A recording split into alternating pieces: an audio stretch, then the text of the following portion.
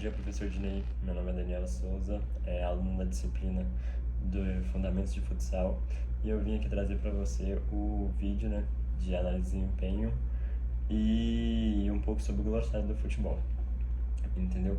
Eu separei um roteiro aqui do lado. Se você me ver olhando aqui do lado é porque eu vou estar seguindo o roteiro.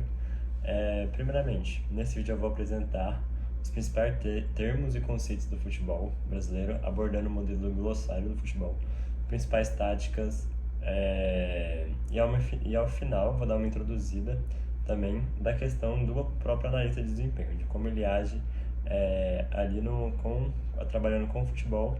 E a gente vai ver que não existe apenas um analista de desempenho, existem diversos analistas de desempenho, e isso vai ser abordado um pouco mais para frente. Bom, e o que é glossário do futebol? Basicamente, o glossário do futebol é um modelo criado pela CBF para ajudar os treinadores a projetar seu treino, entendeu?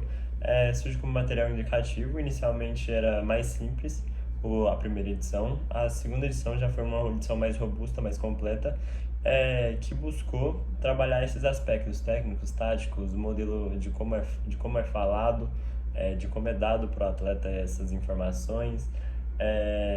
O objetivo também era padronizar algumas situações de jogo, mostrando técnicas e táticas. E além disso, principal fonte das referências são do futebol brasileiro, que o próprio professor, que o próprio professor, né, vou dizer assim, que o próprio professor fez, entendeu? Basicamente é isso.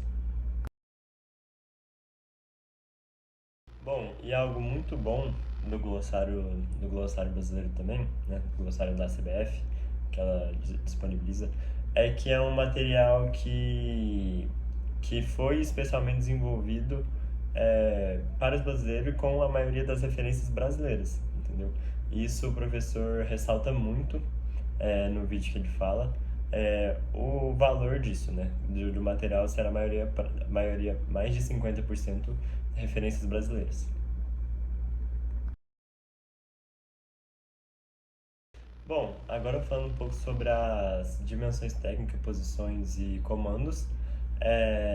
A dimensão técnica envolve ações individuais com ou sem bola, entendeu? E é extremamente importante o atleta saber seguir essas orientações, entendeu? E é mais importante ainda saber como o profissional vai passar para o atleta para seguir essa informação.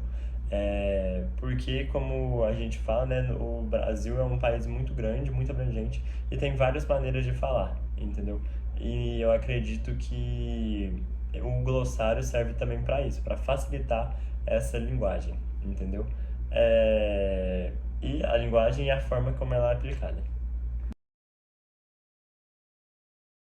Bom, agora falando um pouco sobre as nomenclaturas, né? Hoje em dia o futebol evoluiu muito, a gente pode afirmar isso, né? Que é um esporte, não só o futebol, né? Como todos os esportes, vem numa constante evolução. Isso envolve também as ações individuais dos jogadores, e além das ações individuais, muda um pouco a função dos jogadores que eles exercem em quadra, como basicamente nomes que eram dados antigamente, e que hoje em dia não existe, como quarto zagueiro que atua pela direita ou pela esquerda.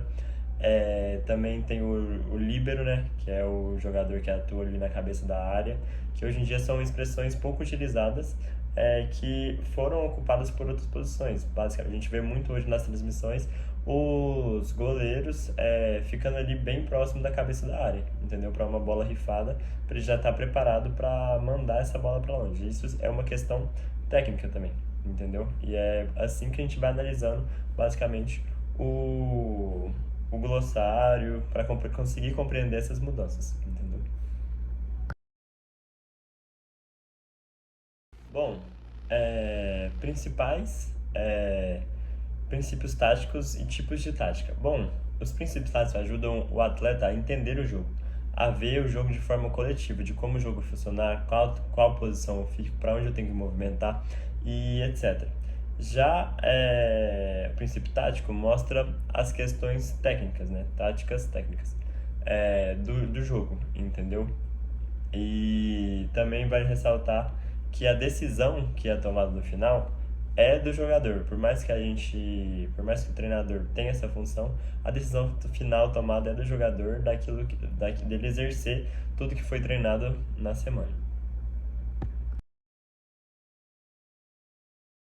Bom, agora que eu falei um pouco do glossário, entendeu? De forma bem breve e resumida, vou falar um pouco agora sobre o analista de desempenho no futebol, que é algo que muitas pessoas estão buscando almejar, almejar não, buscando trabalhar, entendeu?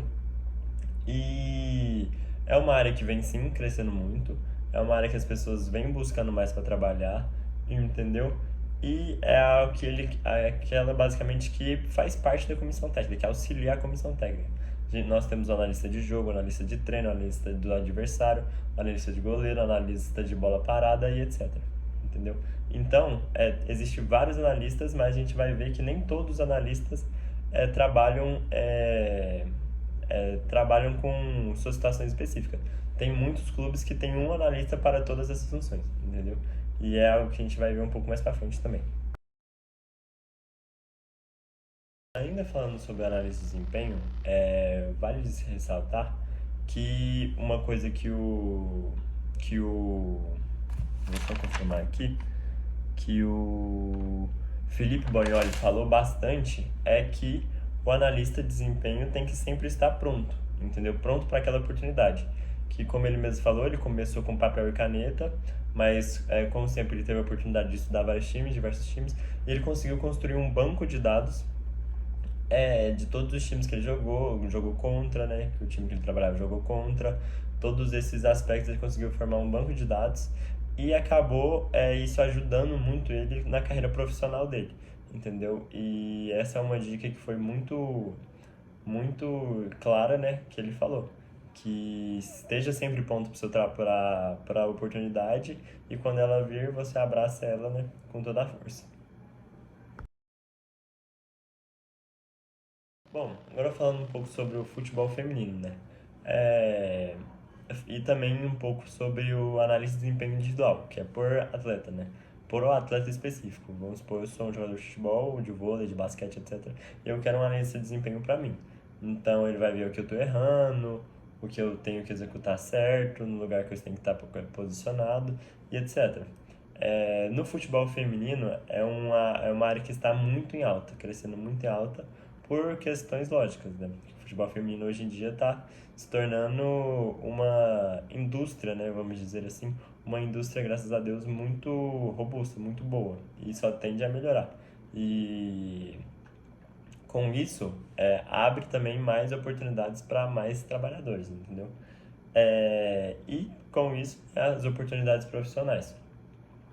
É lógico que o crescimento leva tempo, mas com o tempo também vai formando mais profissionais que querem se inserir nessa área, entendeu?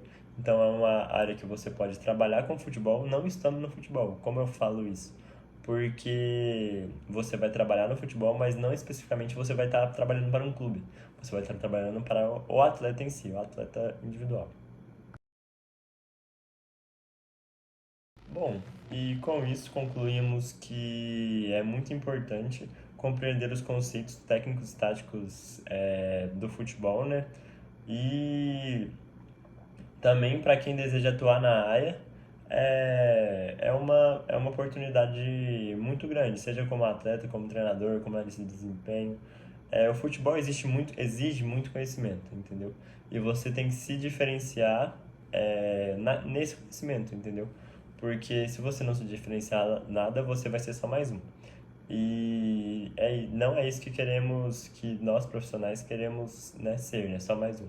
Que de mais um já tem um monte, entendeu? E por isso que é bastante, bem importante na gente frisar a questão do conhecimento, que o conhecimento ninguém tira.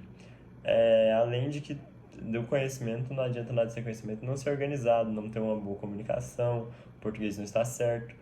Então, isso são questões que também trazem um profissional. Bom, basicamente foi isso, professor Dinei. Eu espero que você tenha gostado do vídeo e até uma próxima oportunidade de estar com você novamente. Muito obrigado por ter aplicado essa matéria pra gente.